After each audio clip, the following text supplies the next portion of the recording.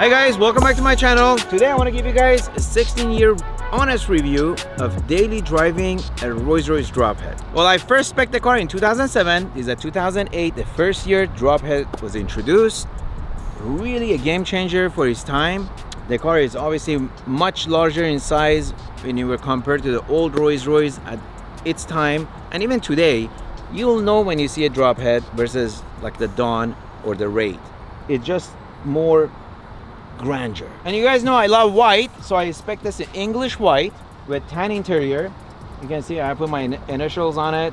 I've actually driven this daily for probably 14 years out of 16 until I switched over to Dawn. But you know, so it noticeably it's missed a few pieces here and there, and it has miles on it. So what I love about the car is all the teak wood, which was a great option and an expensive option at the time. I think my sticker on this car was $437,000 when I spec'd it, which for 16 years ago was a lot of money. But hey, I thought I had made it in life, and I even put my license plate living it. So a lot of great memories with this car. So it was really my first big purchase when it came to cars. And I'm wearing my Cartier Roadster because this was also sentimental. I bought this watch when I first, started making a few bucks, and I still kept it, same as this Drophead. So pretty cool. It's probably not a great investment, just like this car. Didn't buy it for investment like my other cars I've bought for investment, but this one here is a keeper because it's also the car I got married in with Layla. If I sell it, she's probably gonna kill me. Now, where were you in that time? What were you doing in order to afford something like this back then? Yeah, same thing, commercial real estate. I had a great exit. I sold about 1 million square feet of high-rise office buildings, thank God. Before 2008, before the crash, I had a great exit, and I reinvested that money, and then I obviously splurged a little bit. And this was my first biggest splurge. Now, did you have any like doubts when you first oh, should I get this car, should I not get this car? Or were you ready? Or you you knew? No, I was done. I love convertible, I love white. This thing to me was like yacht on wheels, and still is. It's got all the teak wood. I mean, the detail on this car. I am missing a few floor mats, so excuse me, but the floor mats are even really cool, just like you see in the sailboats and yachts. The only thing I complain I have about the car is obviously lacks a little bit of power. I think it's 452 horsepower, V12, but no turbos. So going up the hill feels like you're pushing a donkey. But other than that, it does come with umbrellas. So 2 umbrellas. I was told these are like a couple of $1,000s each. Oh, you know what? I actually may have the spec sheet in the trunk. Spec sheet? Yeah. 16 years later. Yes. So here's what's cool about this car too. So this is done so you can sit here and have a picnic. All right. No way. Okay, window sticker. Oh, I was wrong. 434,000. And my teak wood was, how much was the option for teak wood? Veneer steering wheel. Huh. Maybe the teak wood was included, just the wheel Bespoke. Oh, here we go. 8,500 for all the teak decking. To put your name on the stitching was $3,000? Really? Like 29, the bottom one. Holy moly, you're right. MK logo. I didn't know I'm that expensive. All right, I guess I don't have the spec yet, but I could have sworn I have it somewhere. Maybe it's inside. All right, should we go for a drive? Yeah. Another reason I love this car, as you can see, it's got an ashtray here for my cigars. Where at? Oh, okay. Look at that. That's cool. So, umbrella if it's raining, and if it's sunny with the top down and you're smoking a cigar, you got an ashtray right here. Do any other Rolls Royce have that feature anymore? I don't think so. Now, at any point in your ownership, did you ever think about selling this car? No. Really? This is the not even a question. Wow. Yeah, I didn't buy it for investment. It's it was my daily driver, and at the time it was a lot of money, but I just absolutely loved it because I personalized it. It was my first car I actually spec'd and personalized, brand new from get-go. So to me that was a symbol of achievement, kind of rewarding myself after many years of hard work. And when you have that kind of feeling and emotional connection to an item, it could be car, it could be anything, it's selling it usually is the last resort, and luckily I never had to go there. There's a compartment here that I used to put my cigars. You can still find the cigar residue in there. Wait, what was that though? Oh, this is a telephone. So it's built in? Well, yeah, it comes with a built-in telephone. I think it was back here somewhere. Well, right here. But I don't know what I did with it, to be honest with you. It might be at the garage at the house. Yeah, you got a joystick here, as seen in any BMW. Yeah. And there's an ashtray here that, yeah.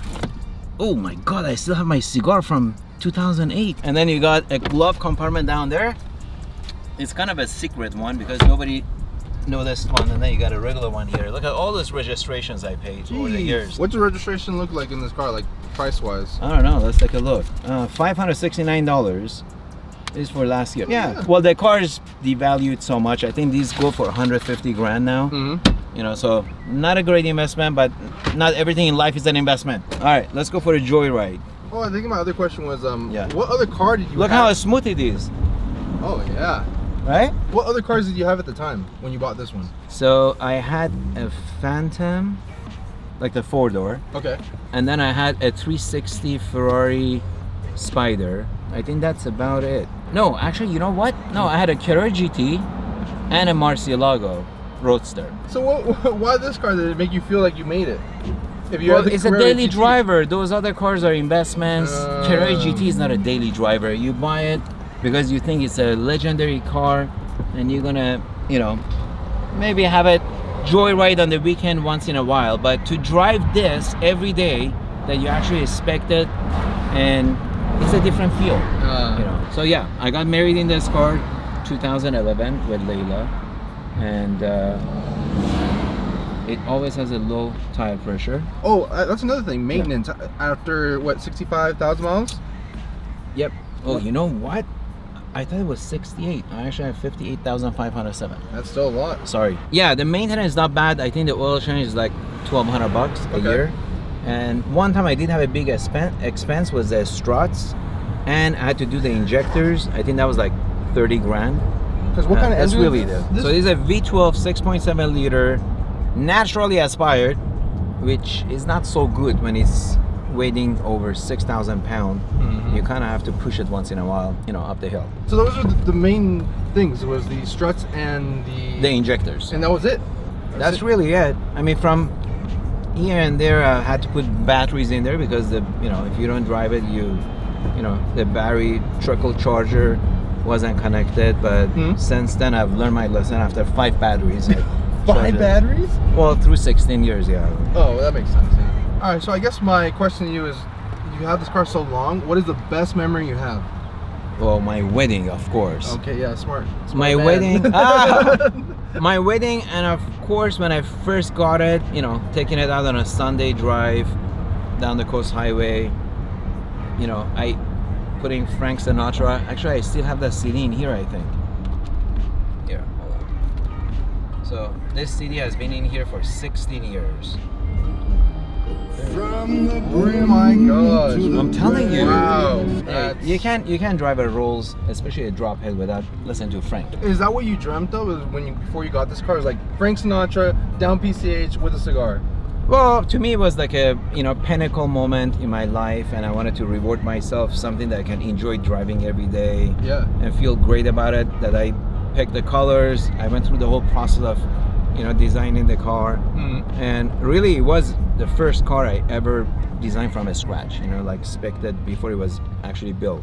So it was a pretty cool, unique experience. And back then, this car was like it. There wasn't anything better than a Royce Drophead.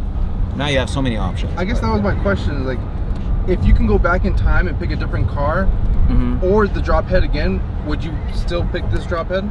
Hands down. Really? Drophead. Today I still own it. I had 2 of them, but the other one I bought for investment. I bought it and sold it. But this one here, it's definitely a sentimental keeper. What was comparable at the time? I don't know. You obviously had the Bentley convertible, but nothing really came close to this because it just set so much higher, smoother. The suspension for back then, it was way ahead of its time. And even today, you can drive it. It's very smooth. Now, I guess my final question is, would you recommend daily driving a Rolls Royce to someone that can truly afford it? At these prices, at $150,000, 100%. Oh, it's honestly, it's still one of the best cars for the money. You know, the only problem with it is obviously it doesn't have turbochargers. It's a heavy car, but hey, it's a cruiser. It's not meant to be, you know, sprinting or racing. Well, obviously it's my favorite car. Comment down below what's your favorite for a daily driver. Hope you guys enjoyed the video. Be safe, be well, and see you guys on the next one. One more thing I just remembered. Teak wood, very high maintenance, just like a sailboat. And they didn't give me a heads up that you have to varnish it or put kind of dressing on it. So after a couple of years, it was all beat up. But Royce did the right thing, replaced all the teak wood.